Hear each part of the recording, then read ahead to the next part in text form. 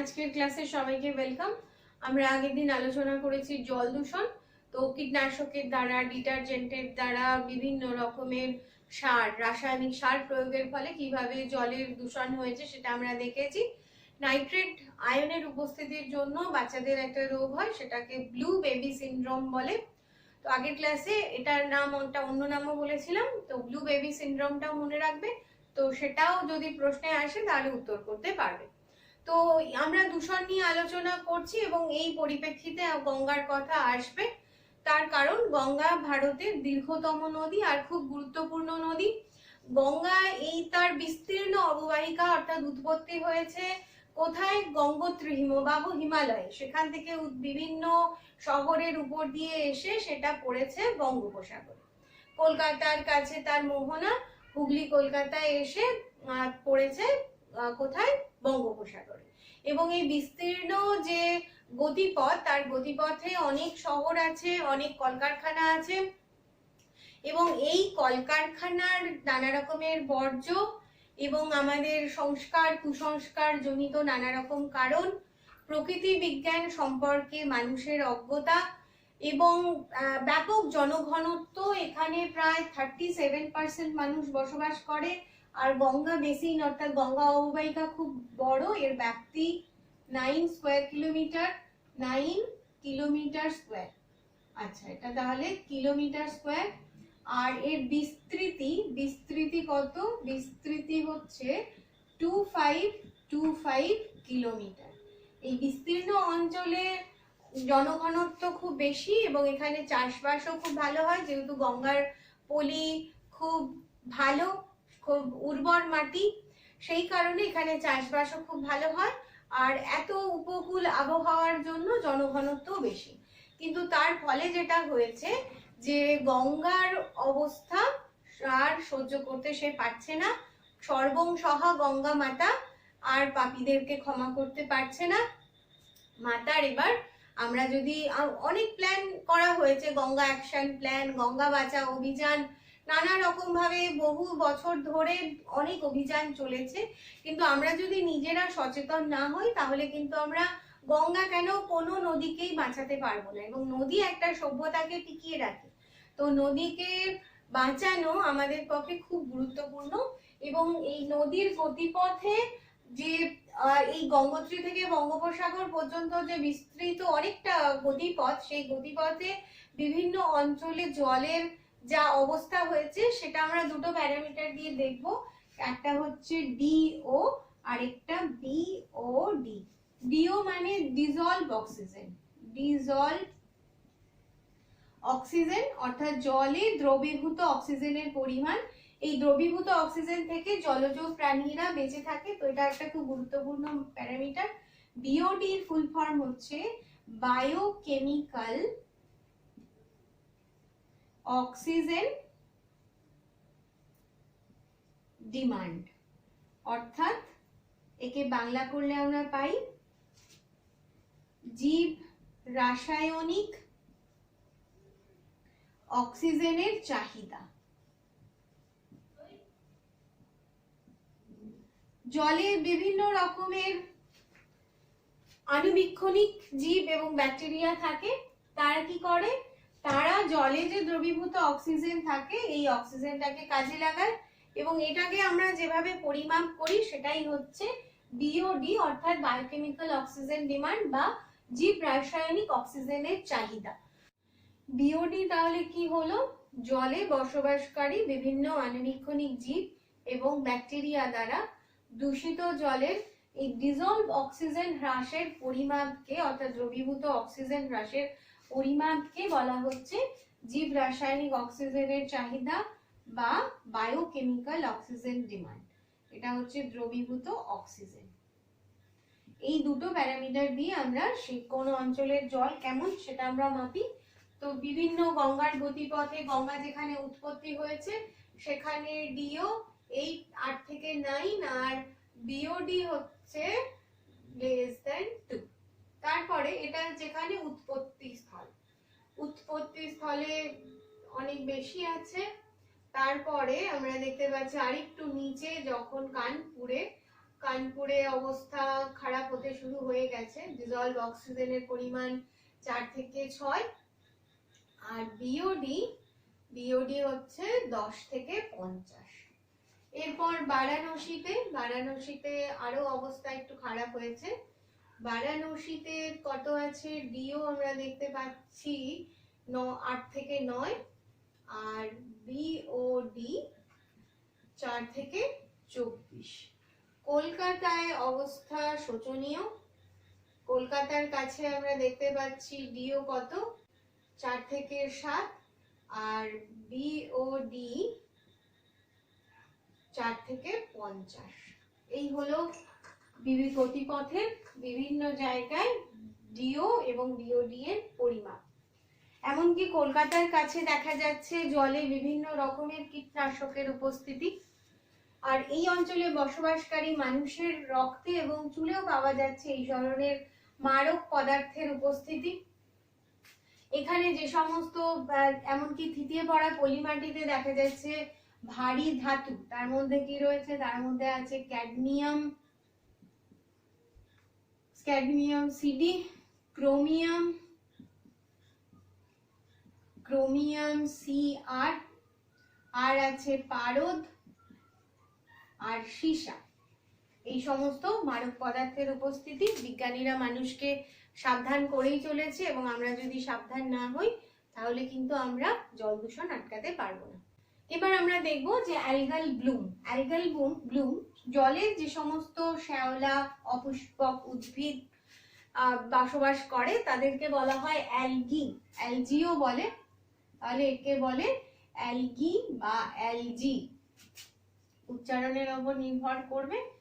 এবং এই অ্যালগির কি হয়, যদি এদের বংশবিস্তারের ফলে, দ্রুত বংশবিস্তারের ফলে জলাশয় যখন, তাহলে কি দেখতে পাচ্ছি আমরা, দ্রুত বংশবিস্তার। অ্যালগির দ্রুত বংশবিস্তারের ঘটনাকে বলা হচ্ছে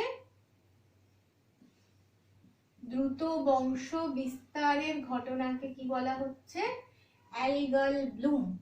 এটা পরীক্ষায় আসে। অ্যালগাল ব্লুম বলে কাকে, অ্যালগির দ্রুত বংশ বিস্তারের ঘটনাকে বলা হচ্ছে অ্যালগাল ব্লুম। এবার আরেকটা টার্ম আমরা শিখবো এখান থেকে, এটাকে বলে অতি পৌষ্টিকতা বা ইউট্রোফিকেশন কাকে বলে? অতি পৌষ্টিকতা জলের যখন জৈব সার বা রাসায়নিক সার ধুয়ে গিয়ে মেশে, তাতে মূলত থাকে নাইট্রেট আর ফসফেট। এরা জলে বিভিন্ন উপস্থিত ধাতব আয়নের সাথে মিশে লবণ উৎপন্ন করে। সেই লবণ অ্যালগিদের খুব পুষ্টিকর খাদ্য, এবং তার ফলে অ্যালগি প্রচুর পরিমাণে বাড়তে থাকে। নাইট্রেট সাধারণত সমুদ্রের জলের ক্ষেত্রে, আর ফসফেট আয়ন মিষ্টি জলের ক্ষেত্রে ইউট্রোফিকেশন ঘটায়। তো সেই ক্ষেত্রে তখন কি হয়, এই রাসায়নিক সারের প্রভাবে অ্যালগির দ্রুত বংশ বিস্তার ঘটে। এটাকে বলা হচ্ছে ইউট্রোফিকেশন বা অতি পৌষ্টিকতা। ইউট্রোফিকেশনের ক্ষতিকারক প্রভাব আমরা দেখব, পয়েন্ট অনুযায়ী আলোচনা করছি। 1 নম্বরে, অ্যালগিকে বাঁচিয়ে রাখতে গিয়ে কি হচ্ছে, জলে দ্রবীভূত অক্সিজেনের পরিমাণ কমে যাচ্ছে। জলে দ্রবীভূত অক্সিজেন কমছে। তারপরে কি হচ্ছে, নাম্বার 2, বিওডি, তার ফলে বিওডিও কমে যাচ্ছে, কমে যাবে। এরপর কি হবে, যখন অ্যালগি মারা যাবে, এর বিওডি কমলে জলজ প্রাণীদের তো অসুবিধা হবেই।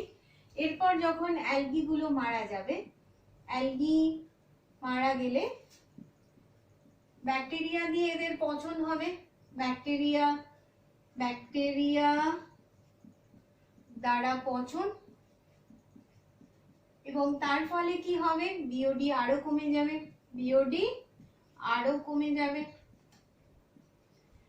আরো কমে গেলে এবার জলজ প্রাণীদের যে প্রয়োজনীয় অক্সিজেন, সেটা কিন্তু আর তারা পাবে না। জলজ প্রাণীদের প্রয়োজনীয় অক্সিজেনের অভাব হবে, প্রয়োজনীয় O2 এর অভাব, এবং তার ফলে এরা মারা যাবে। মারা গেলে এবার নাম্বার 3, ব্যাকটেরিয়া দিয়ে এদের পচন শুরু হবে। ব্যাকটেরিয়া এবং আণুবীক্ষণিক জীব দ্বারা এদের পচন শুরু হবে। পচন শুরু হলে সিওডি আরো কমবে, বিওডি আরো কমবে এবং এতে উৎপন্ন হবে দুর্গন্ধযুক্ত গ্যাস, দুর্গন্ধযুক্ত বিষাক্ত গ্যাস, দুর্গন্ধযুক্ত বিষাক্ত গ্যাস উৎপন্ন হবে। এর ফলে জলাভূমি এবার কি হবে, জলাশয় আর থাকবে না, জলাশয় পরিণত হবে জলাভূমিতে। জলাশয় মজে যাবে, পরিণত হবে জলাভূমিতে। এই হলো ইউট্রোফিকেশনের ক্ষতিকারক প্রভাব। কি দেখতে পেলাম তাহলে, যে অ্যালগিকে বাঁচাতে গিয়ে যা অক্সিজেন ছিল খরচ হচ্ছে, তাদের জলে দ্রবীভূত O2 কমবে, সঙ্গে বিওডিও কমতে থাকবে। এবার অ্যালগি মারা যাবে এবং বিওডি যখন আরো কমে যাবে, ব্যাকটেরিয়া দিয়ে এদের যখন পচন শুরু হবে, তাদের জলজ প্রাণীরা তাদের প্রয়োজনীয় O2 আর পাবে না এবং তারাও মারা যাবে।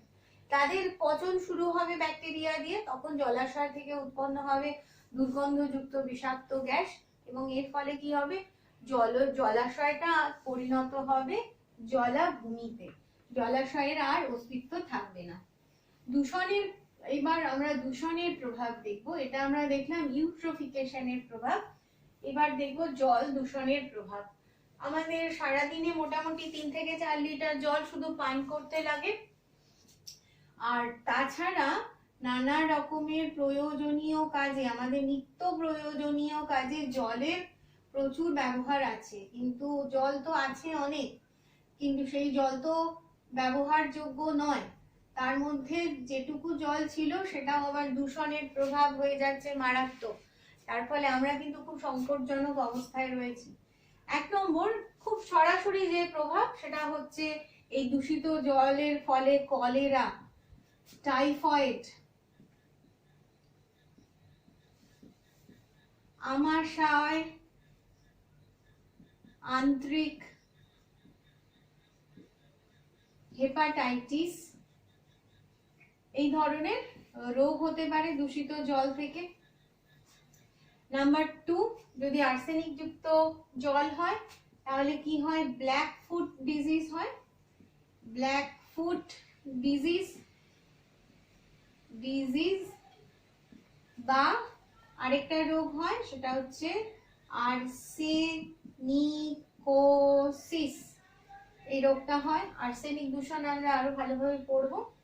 আর একটা ক্লাসে আমাদের জল শেষ হয়ে যাবে, তারপরে আমরা কোশ্চেন আনসার করব। ফ্লুরাইড যদি থাকে তাহলে কি হয়, ফ্লুরাইড দাঁতের খুব ক্ষতি করে, হাড়েরও ক্ষতি করে। তাহলে তার ফ্লুরাইড দূষণের ফলে অস্টিওফ্লুরোসিস, ডেন্টাল ফ্লুরোসিস, প্যারালিসিস, ফ্লুরাইড জনিত দূষণে তাহলে অস্টিওফ্লুরোসিস, ডেন্টাল ফ্লুরোসিস, প্যারালিসিস এই ধরনের রোগ হয়। কার জন্য, ফ্লুরাইডের জন্য।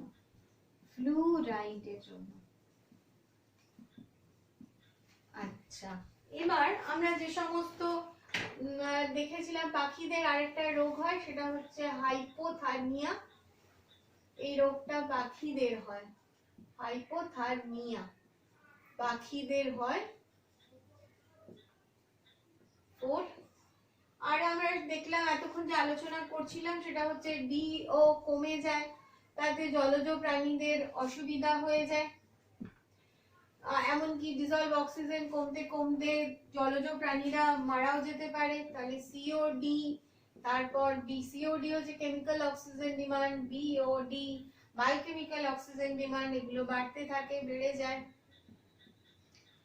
এর ফলে বাড়তে বাড়তে এক সময় জলজ প্রাণীরা মারাও যেতে পারে, যেগুলো আমরা একটু আগে আলোচনা করলাম। ইউট্রোফিকেশন, রাসায়নিক সার প্রয়োগ বাড়লে বাড়ে ইউট্রোফিকেশন।